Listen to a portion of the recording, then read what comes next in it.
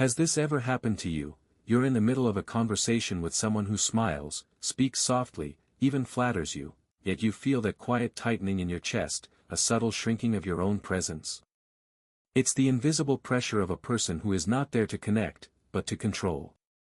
Narcissists are masters of emotional chess, each word a calculated move, each pause a silent trap.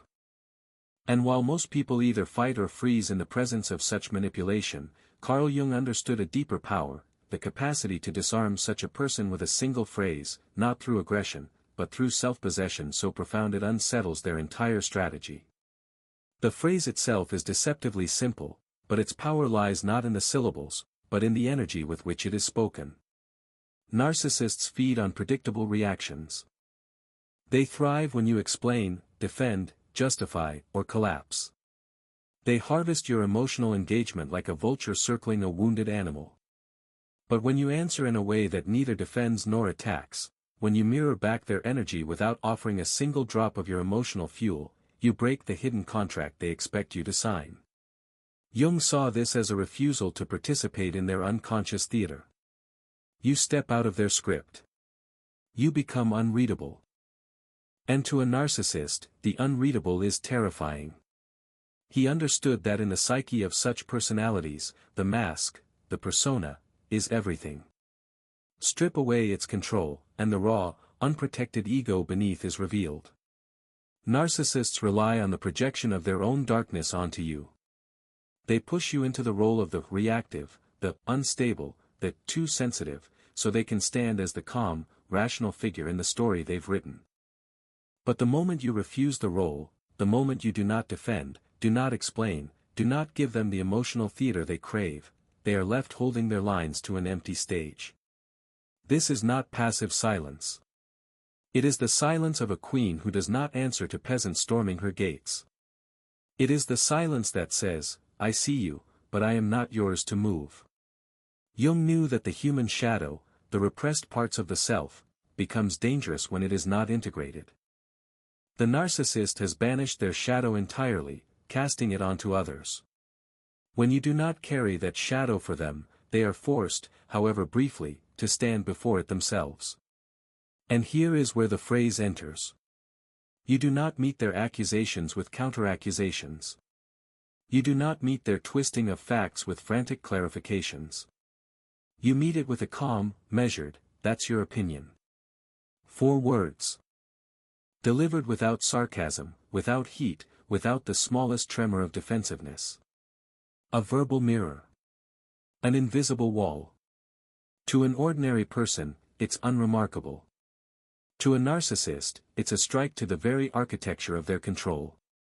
Because in that moment, you do not enter their world, you leave them standing in it alone. You do not agree, you do not resist, you simply decline the offering.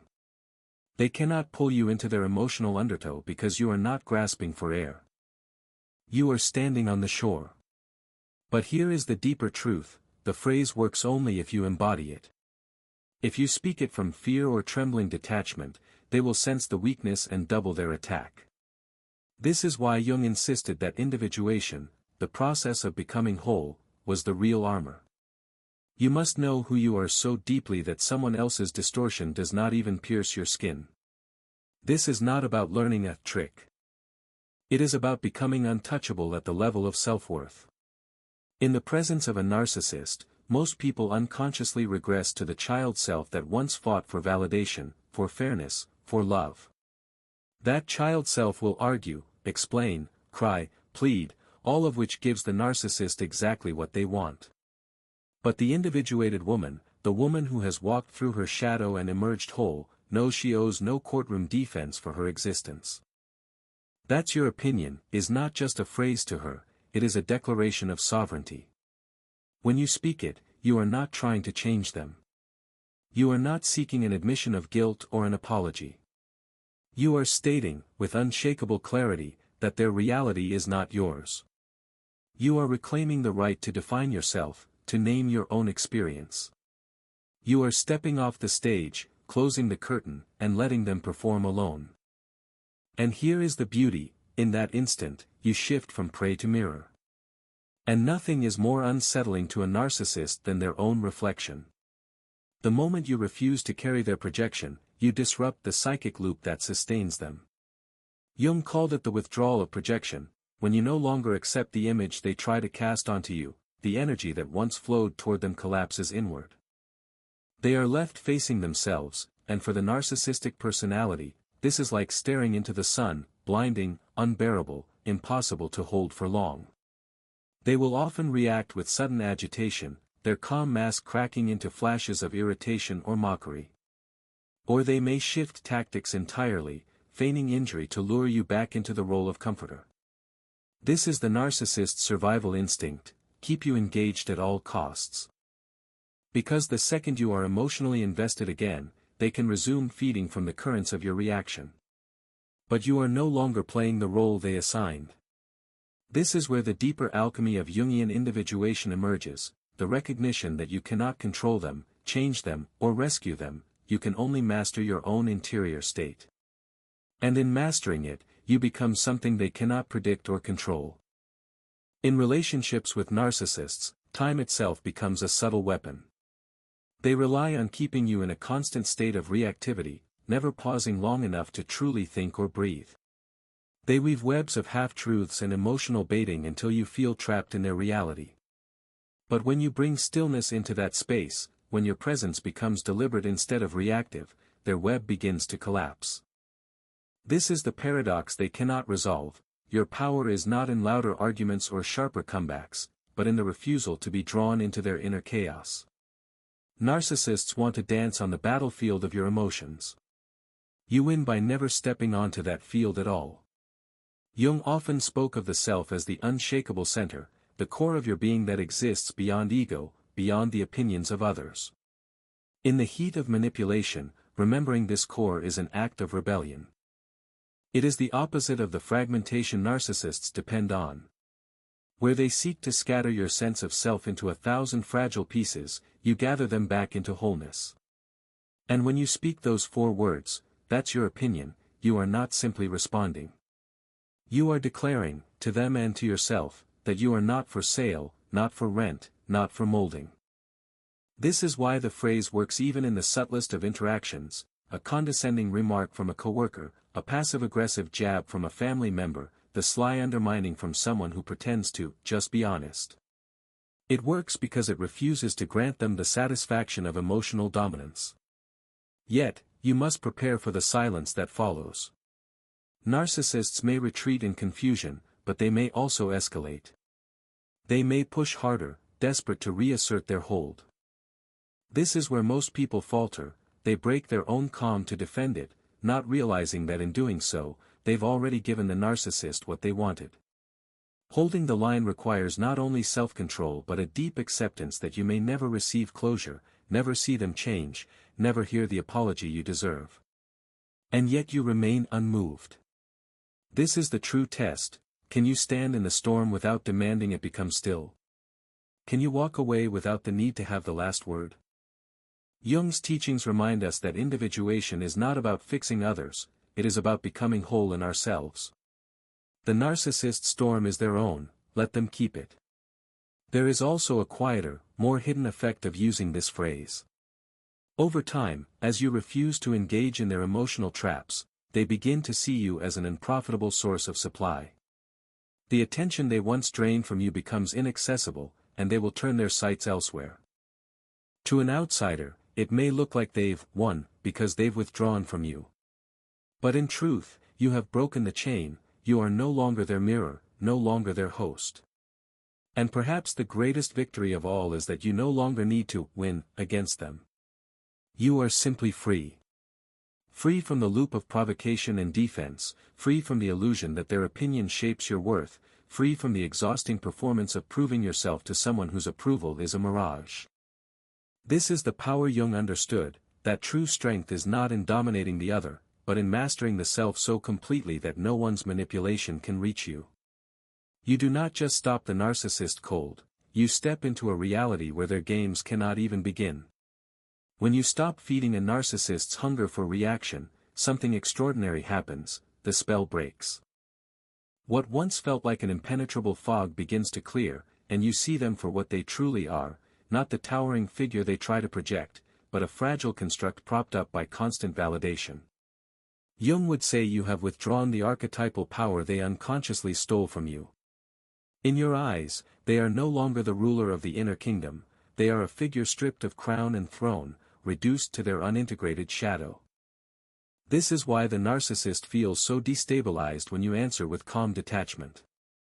You are not only rejecting their bait, you are refusing to carry the archetype they've projected onto you. They need you to play the lesser, the irrational, the one whose emotions can be framed as proof of weakness. Without that role filled, they are forced to stand in the cold glare of their own unacknowledged flaws. But here lies a deeper psychological truth: their rage, their mockery, their control, none of it was ever truly about you. It was about keeping their own inner fractures hidden, even from themselves. Jung wrote that the parts of ourselves we cannot face will find their way into the outside world, seeking hosts.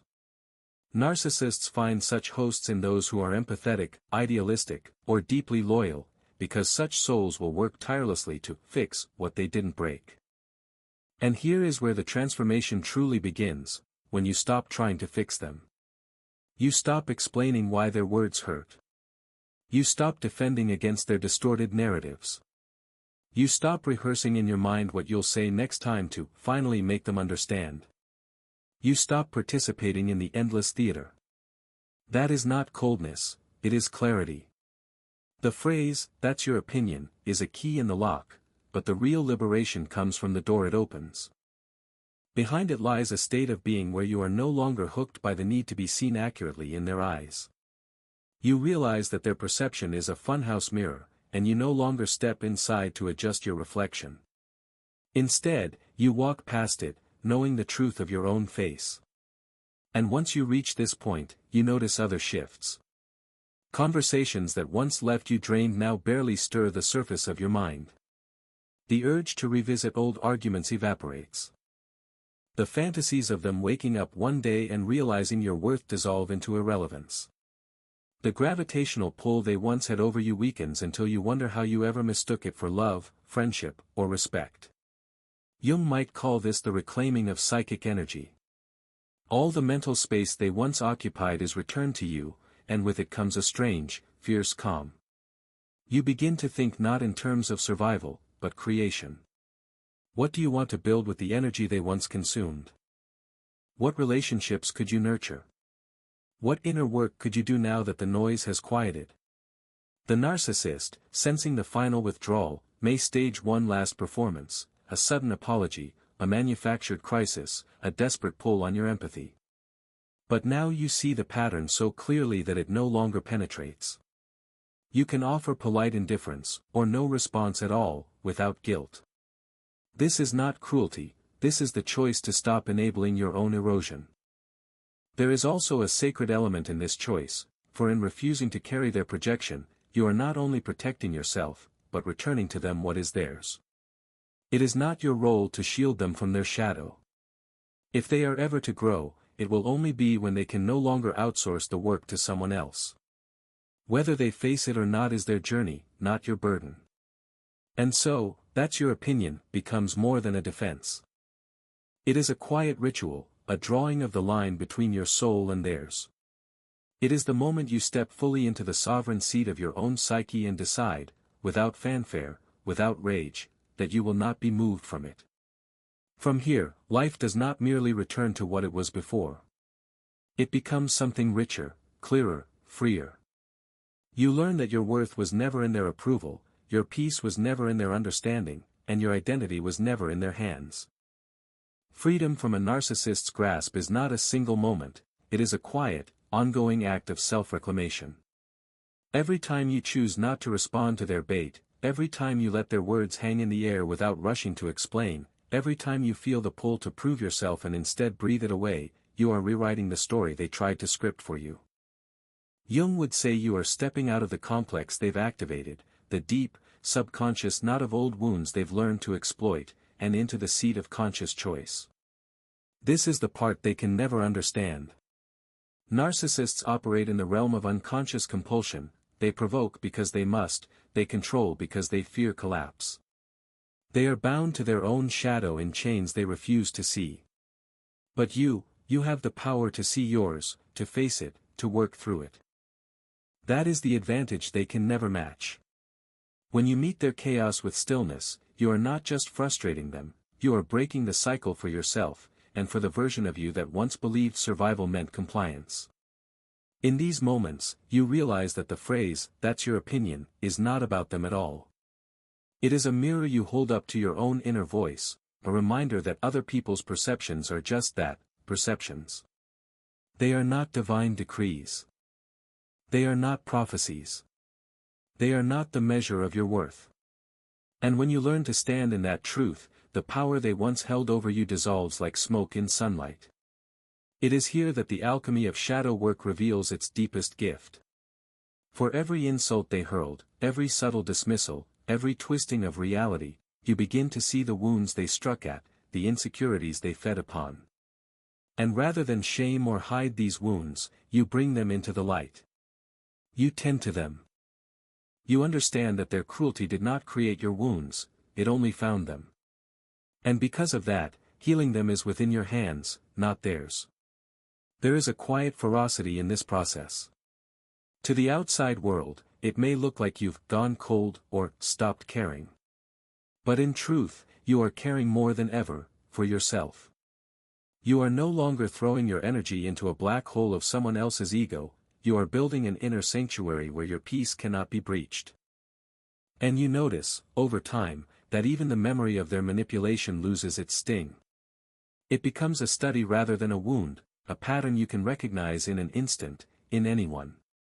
You can spot the subtle hooks in a sentence, the quiet digs disguised as humor, the way someone's tone shifts to keep you off balance. And rather than fall into it, you simply step aside. The dance ends before it begins. This is the stage where your power feels almost effortless. The same words that once cut deep now skim the surface and fall away. You don't need to defend because you no longer fear their judgment. You don't need to win because you've stopped playing. You don't need to prove because you finally, fully believe. And the irony? That belief, that calm, unshakable presence, is exactly what the narcissist once found so magnetic about you. It's what drew them in before they began their slow erosion. But now it belongs entirely to you again. You wear it not as bait for someone else's validation, but as armor, as crown, as the natural state of someone who knows their own worth. Jung said that wholeness is not about perfection, but integration. And in walking through this fire, you have integrated more than the narcissist ever could. You have met your own fears, your own wounds, your own longing for approval, and you have chosen to love yourself through them. That is a power no manipulator can touch. From here, "that's your opinion," is no longer just a phrase for dealing with them. It becomes a mantra for life. A way to meet every misunderstanding, every false judgment, every attempt to box you in, with calm clarity and an unshakable sense of self. And that, in the end, is what truly stops a narcissist cold, not your words, not your silence, but the fact that you are no longer theirs to move. And then there comes a day, perhaps quietly, perhaps without any ceremonial moment, when you realize you haven't thought about them in weeks. The psychic tether that once pulled at you like an unhealed wound has dissolved. The phrases you practiced, the boundaries you reinforced, the countless moments you chose stillness over reaction, they have not only protected you, they have rewired you. You are not simply someone who escaped a narcissist. You are someone reborn through the fire of psychological warfare into a state of sovereignty they can neither reach nor understand. Carl Jung would call this individuation in its purest form, the reclamation of every fragmented part of yourself, integrated into a whole that is immune to external ownership. You stand no longer as the responder to someone else's script, but as the author of your own. You no longer flinch at their shadow because you have met your own. And because of that, you can recognize that their power over you was never real, it was borrowed, drawn from your own belief that you needed something they could provide. Now, you need nothing from them. Not validation. Not understanding. Not closure. The very concept of winning against them feels irrelevant because there is no longer a game. The stage where they once demanded your performance has been abandoned, the lights are out, the seats are empty. The only audience that matters is the one within, and she is finally applauding. The phrase, "that's your opinion," has done more than stop a narcissist in their tracks. It has become the symbol of your refusal to be defined by anyone else's perception. And this truth extends far beyond them. It shields you from the casual cruelties of strangers, the subtle undermining from acquaintances, even the well-meaning but misguided judgments of those you love. It is a shield you carry not with tension, but with ease. And here's the paradox Jung understood so well: the narcissist's greatest weapon was never their cruelty, but your unexamined need to be seen and understood by them. Once you no longer need that, they are rendered harmless, not because you've defeated them, but because you've outgrown them. They can rage, mock, dismiss, or vanish entirely, it no longer alters the state of your soul. You might still cross paths with them, in the hallways of work, in the gatherings of family, in the unpredictable intersections of life. They may try again, subtly or brazenly, to pull you back into orbit. But you will feel the difference instantly. There is no hook anymore, no inner flinch that makes you lean forward. You remain upright, calm, unmoved. Perhaps you'll speak the words again, "that's your opinion," or perhaps you'll give them nothing at all. The choice is yours, and it will feel effortless. Because the real triumph was never in silencing them, it was in unbinding yourself. It was in the slow, sacred process of learning that your peace is self-sourced. It was in stepping so fully into your own center that no voice, however loud, can shake you from it. The woman who reaches this place does not chase, does not explain, does not plead. She does not waste her life wrestling in the mud with someone who cannot meet her in the light. She simply walks on, her attention a treasure she guards as fiercely as her heart. And in that final, quiet detachment, you understand the ultimate truth: her freedom is not in being seen, but in no longer needing to be.